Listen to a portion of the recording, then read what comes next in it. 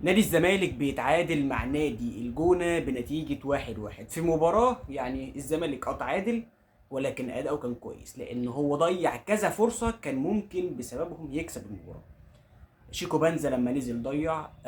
ادم كايد النهارده كانت احلى مباراه لادم كايد مع الزمالك، ضيع برده كذا فرصه، لكن ده ما يدلش ان هو كان بيأدي وحش. لا، ادم كايد النهارده كان عامل ماتش كويس جدا. مين تاني؟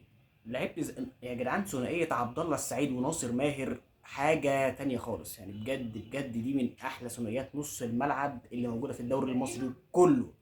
لعيبه كوره اساتذه معلمين فاهمين صح، مش قاطعين على بعض. دونجا عامل اداء قوي جدا بقاله فتره، فمأمنهم كويس، وفي نفس الوقت ايجابي قدام. ما بيعملش مثلا هو يقطع الكره ويرجعها ورا، لا، بيطلع الكره قدام. فمجملا هي ده ريلز سريع كده عن ماتش الزمالك.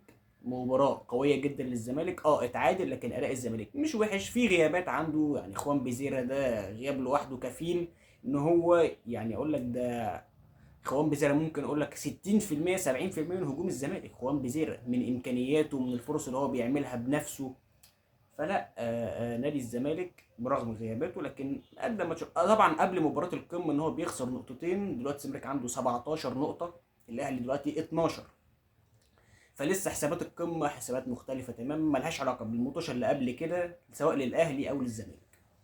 فعامه يعني مباراه كويسه للزمالك. اللعيبه تنزل ماتش الاهلي. عارف انت في حاجه كده بتتقال ايه؟ لما يبقى في فريق نازل قدام الفريق التاني وهو كسبان من قبل ما يلعب بيخسر.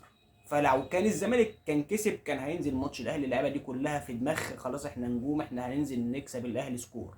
فالتعادل ده ممكن يخلي اللعيبه تنزل فايقه ويبقى في نديه، مفيش استهتار، مفيش الكلام ده كله، ده ممكن يتقلب عليك عادي جدا. فبس كده يا سيدي، ما تنساش لايك وفولو عشان يوصلك كل جديد. سلام.